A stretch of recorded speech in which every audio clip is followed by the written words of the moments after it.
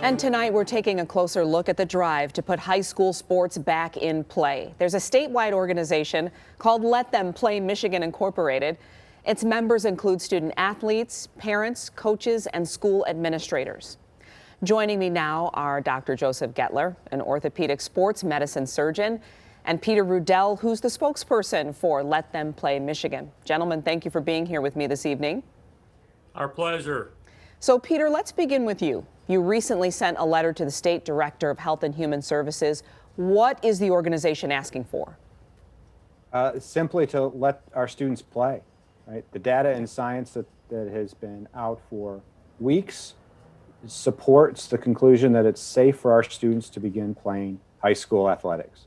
We identified a number of reasons why, in addition to the data and science, but we continue to see this divergence of the rich and the poor, right? Students who have means are able to travel out of state to Ohio, Indiana, Wisconsin, Minnesota, Pennsylvania, all states that are allowing athletics to continue.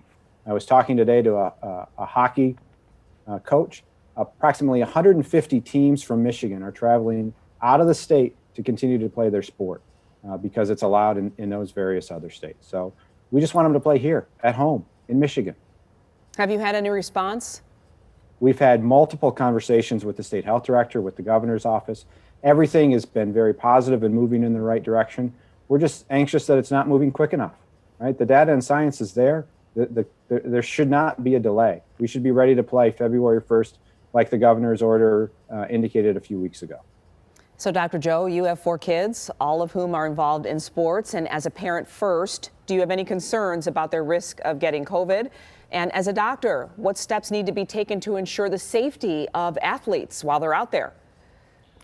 Number one, I'm not worried about them getting COVID. If you actually look at the medical and scientific data, the risk of them being hospitalized and or the risk of death in this patient population is next to nil. As a father, when I come home on a given day, if I pop home at lunchtime unexpectedly, my family room looks like high school, middle school, romper room. And that's not good for my kids. So I encourage my kids to get outside, go shovel the snow, kids, go find a sled, do something to remain physically active, because the treatment here cannot be worse than the disease.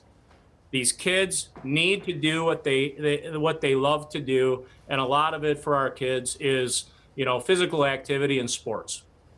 Yeah, so you're just like many parents, Dr. Joe. It is a tough time right now for all of us at home trying to balance work, life, learning, education.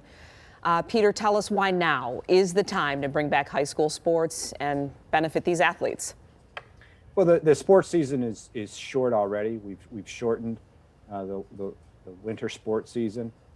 Most other states surrounding us are already playing. Very few states, you talked about the 38 other states that are already playing their winter sports. We have a narrow window and we need to take advantage of it. Many of these students, right, this is not only their outlet, some of these students, this could be their vocation, right? Some of these students, the time for them to be recruited by college athletics is now, and they're missing that opportunity to students from other states. I don't understand why we would want to put Michigan kids at a disadvantage. So, Dr. Joe, do you feel the lack of being part of a team and joining in the sporting events, as you've seen with your children, is harming student athletes?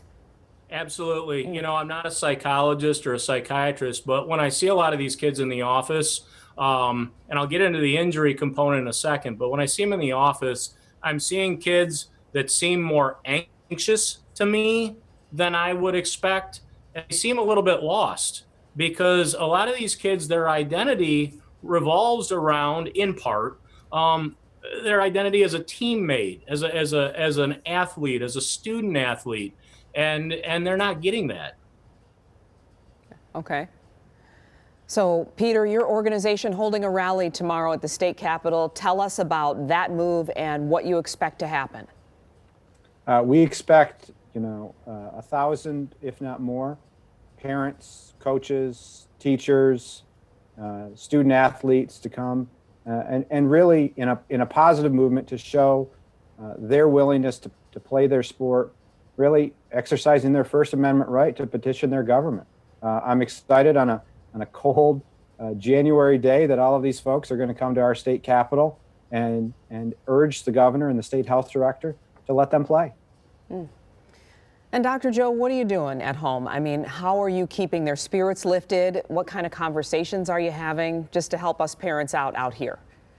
You know, it never hurts to get a little creative and go old school with what your kids are doing at home. Number one, the easiest that comes to mind is go shovel the snow. Yeah. It's good for you. It'll get your heart rate up, work your muscles, go sled down a hill. I like the concept. Years ago, I did a little segment for somebody where we would put together a workout that kids could do during a TV commercial during the day. For instance, if the average commercials run a few minutes, why not do a minute of push-ups, a minute of sit-ups, and a minute of jumping jacks throughout the day? It'd be great if we could reinforce the simple stuff with our kids, and that would perhaps prevent some of the things that I'm now seeing in my office.